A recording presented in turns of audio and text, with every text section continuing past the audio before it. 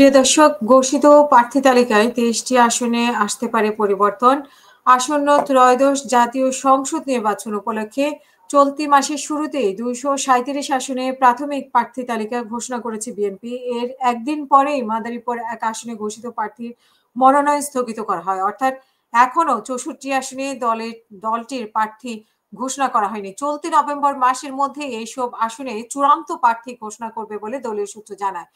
এবং দলীয় সূত্র জানায় যে বিএনপি এখনো ৬৪ আসনে প্রার্থীর নাম ঘোষণা করেনি। এর কারণ হচ্ছে কিছু কিছু আসনে যুগপৎ আন্দোলনে মৃত্যুদের জন্য ছেড়ে দেওয়া হচ্ছে, আর কিছু আসনে একাধিক হেভিওয়েট মনোনয়ন প্রত্যাশীদের জন্য। তবে দলটির শীর্ষ নেতৃত্ব মনে করেন যে সব বিরোধপূর্ণ আসনে তফসিল ঘোষণার আগেই অর্থাৎ চলতি মাসের মধ্যেই চূড়ান্ত প্রার্থিতা ঘোষণা করা সম্ভব হবে। এদিকে গত ৩রা নভেম্বর ঘোষিত প্রাথমিক তালিকায় প্রায় ২৩ আসনে মনোনয়ন বঞ্চিত নেতাদের ব্যাপক বিক্ষোভ দেখা দিয়েছে। এইসব আসনের মূল্যায়ন করা না হলে বেশ কয়েকজন নেতার স্বতন্ত্র প্রার্থী হয়ে দাঁড়ানোর গুঞ্জন দেখা দিয়েছে। এই বিরোধ নিরসনে বিভাগীয় ও স্থানীয় নেতাদের দায়িত্ব দিয়েছে বিএনপির হাইকমান্ড। পাশাপাশি দলের সিনিয়র নেতারাও মনোনয়নপ্রাপ্ত প্রার্থী ও বঞ্চিতদের নিয়ে বসে এই সমস্যার সমাধান করার উদ্যোগ নিচ্ছে।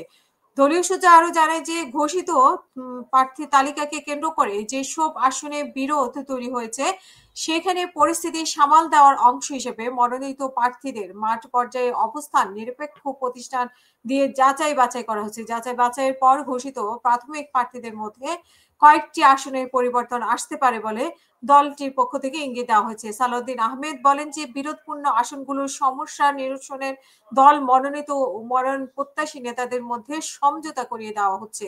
এছাড়া কিছু আসনে আমরা এখনো দলীয় মনোনয়ন প্রক্রিয়া সমাপ্ত করতে পারিনি, সেটাও দ্রুত সমাপ্ত হওয়ার পথে।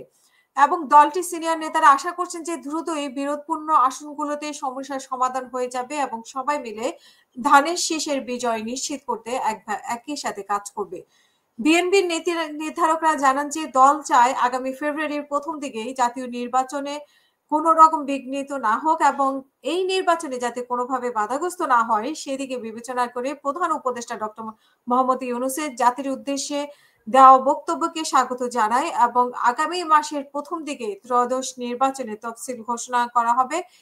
এর মধ্যে আগেই দলের প্রার্থী ও মিত্রদের সমঝোতা করা হবে বলে দলটির পক্ষ থেকে জানানো হয়েছে।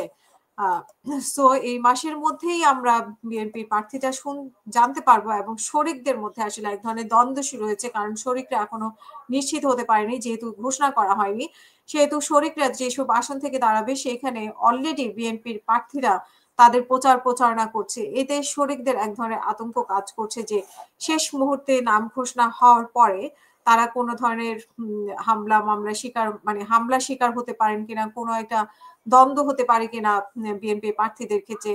আবার জনগণকে এখন বিএনপি প্রার্থীরা বুঝাচ্ছে তখন শরিকরা যখন শরিকদের নাম যখন প্রার্থী তালিকায় আসবে তখন সেখানকার বিএনপি যদি স্বতন্ত্র হয়ে দাঁড়ায় তো যারা আগে থেকে প্রচারণা করছে সেটাও শরিকদের জন্য এক ধরনের বিভ্রান্তকর পরিস্থিতি তৈরি করতে পারে, এমনটাই শরিকরা মনে করে।